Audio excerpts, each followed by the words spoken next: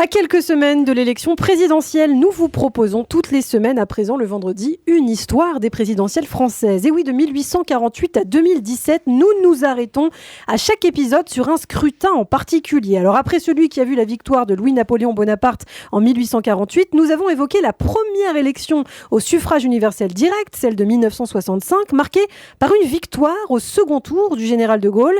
Mais 4 ans plus tard, coup de théâtre, de Gaulle démissionne et une nouvelle élection présidentielle est organisée dans la foulée.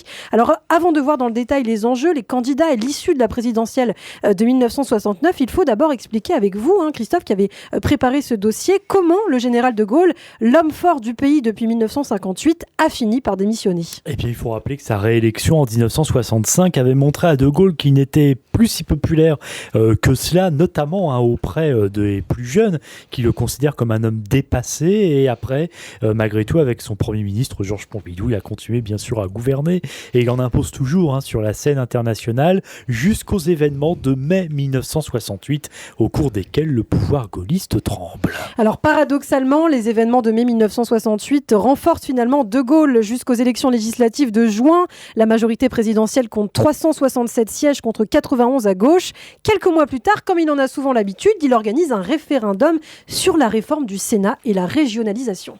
Un scrutin qui a lieu le 27 avril 1969 et le non l'emporte à 52%. C'est donc une nouvelle claque pour le général de Gaulle. Et comme il l'avait laissé sous-entendre pendant la campagne, il démissionne et retourne à Colombelles et Deux Églises.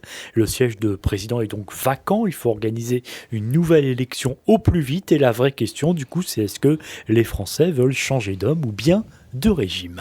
Alors il faut 100 parrainages pour se présenter. Faisons à présent le tour des candidats et le principal est celui qui a été le Premier ministre du général de Gaulle de 1962 à 1968. Il s'agit de Georges Pompidou. Et à 59 ans, il s'est mis en retrait après son départ de Matignon un an plus tôt et il a laissé un sous-entendre qu'il serait candidat et annonce d'ailleurs sa candidature seulement quelques heures après la démission de l'ex-président. Et comme le dit son slogan, le changement dans la continuité, eh bien Pompidou marche fidèlement dans les pas de son prédécesseur, comme vous allez l'entendre dès le début de son clip de campagne, avec un ton pour le moins très solennel. Il a refusé la défaite, incarné la résistance et la libération. Il n'a cessé de dénoncer les faiblesses, l'impuissance d'un régime dont les hommes, tous presque sans exception, sont venus, un jour de 1958, lui demander de sauver la République et de résoudre le drame algérien. La République a été sauvée. Pour la première fois, depuis plus de 50 ans, nos soldats, vos fils, vos frères, vos maris ne se battent plus nulle part sur la terre. C'est dire combien la tâche de qui prendra la suite paraît écrasante. Georges Pompidou qui s'entoure dans son équipe de campagne des jeunes Jacques Chirac et Édouard Balladur. Alors il est favori, mais il doit faire face au centre droit, au président du Sénat, Alain Poher, qui se porte candidat. Il est président de la République par intérim depuis le départ du général de Gaulle en avril. Et oui, Alain Poher, c'est aussi le président du Parlement européen et par le passé sénateur de la Seine et secrétaire d'État à la fin des années 40. C'est un adversaire sérieux pour Georges Pompidou, car il incarne ce que beaucoup souhaitent, c'est la fin du gaullisme. À gauche, alors qu'en 1965, il y avait une candidature unique avec François Mitterrand, il y a cette fois beaucoup de candidatures quand même sur cet échiquier politique. Le parti le plus puissant à l'époque est le Parti communiste français. Son candidat est le sénateur de Seine-Saint-Denis, Jacques Duclos. Et c'est un homme à l'accent rocailleux au passé, stalinien aussi, qui suit la ligne de Moscou. Et c'est justement cette position d'ailleurs qui a empêché un accord entre le PCF et le reste de la gauche, car la répression du printemps de Prague en 1968 par les forces du pacte de Varsovie et l'armée rouge a refroidi tout rapprochement entre la gauche non communiste et le Parti communiste français. Mais avec l'essor de la télévision, les Français découvrent ce candidat rondouillard, sympathique, et il grimpe dans les sondages, passant en quelques semaines de 10 à 20%. Pour la SFIO, l'ancêtre du Parti socialiste, c'est le maire et député de Marseille, Gaston Defferre, également président du groupe socialiste à l'Assemblée nationale, qui est désigné.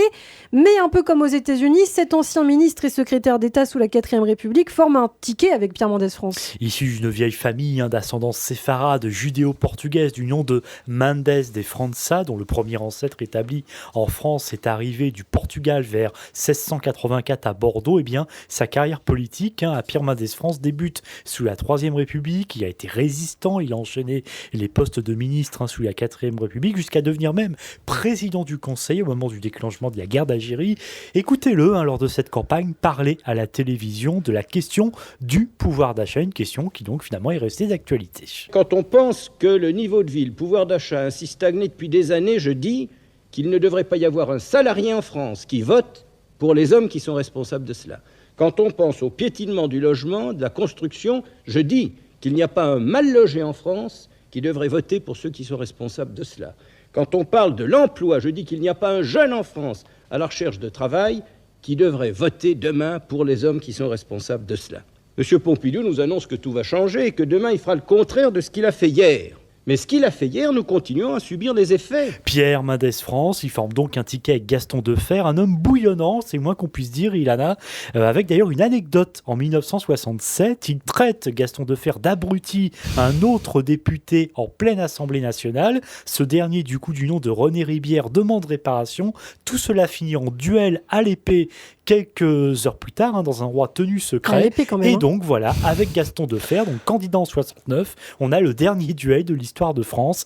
Et puis j'ajoute, pour revenir à cette campagne de 69, qu'un autre candidat se déclare aussi pour le Parti Socialiste unifié cette fois. Il n'a que 38 ans, il n'est pas encore très connu, mais il fera bien sûr carrière par la suite. Il s'agit de Michel Rocard. Alors passons à l'extrême gauche pour la Ligue communiste. Alain Krivine, c'est lui qui entre dans la course. Il veut lui capitaliser sur le mouvement de mai 1968 dans les usines et les universités. Avec une annonce pour le moins rocambolesque, puisqu'il a été arrêté pendant mai 68, Alain Krivine, issu d'ailleurs d'une famille juive d'Ukraine, émigré en France à la fin du 19e siècle à cause des pogroms. Il faut savoir que Krivine en fait avait été envoyé à Verdun pour effectuer son service militaire et il annonce sa candidature depuis Verdun. Bah oui, mais finalement ça ne se fait pas puisqu'il faut avoir fait son service pour être candidat. Alors finalement Alain Krivine, ami entre autres d'ailleurs de Pierre Goldman, le demi-frère aîné du chanteur Jean-Jacques Goldman, réussit à se présenter. Et puis pour être tout à fait complet dans ce panorama des candidats, le plus obscur, il faut toujours qu'il y en ait un, c'est un certain Louis Ducatel, ancien vice-président du Conseil général de la Seine. Arrive donc le premier tour, le 1er juin 1969. La participation est de 77,59%. Sans surprise, Georges Pompidou est très largement en tête avec plus de 10 millions de voix et 44,7%. Et loin derrière, Alain Poher, c'est la déception, 5 200 000 voix, seulement 23,3% des voix. Et du coup, finalement, le troisième de cette élection aurait pu s'imposer au second tour. C'est Jacques Duclos pour le Parti communiste français, 4 800 000 voix et 21,27%. Voici donc pour le trio de tête. En revanche, c'est la douche froide pour le ticket Defferre Mendès France, seulement 1 100 000 voix, tout juste 5%, alors que les sondages leur donnaient presque 10%. Et puis quant aux trois autres candidats de gauche, ils sont à moins de 4%. Le 15 juin se déroule alors le second tour de l'élection présidentielle entre deux candidats de droite, ce qui vaut cette célèbre formule attribuée à Jacques Duclos, bonnet blanc et blanc bonnet. La participation est de 68,8%, c'est moins 15 points par rapport à 1965. Et il y a finalement une petite surprise, Georges Pompidou est certes élu, mais il ne recueille que 58% des voix et finalement entre les deux tours, il ne gagne qu'1 million de voix, alors que dans le même temps, son adversaire, Alain Poher, sur cette ligne justement, tout sauf Pompidou, il a rallié tous les candidats à sa cause, lui gagne plus de 2,5 millions de voix en 15 jours, avec 41,7% des voix. Georges Pompidou est donc le nouveau président de la République. Merci beaucoup Christophe pour ce 3e numéro de l'histoire des présidentielles françaises. Au prochain épisode, nous parlerons de l'élection suivante, donc celle de 1974.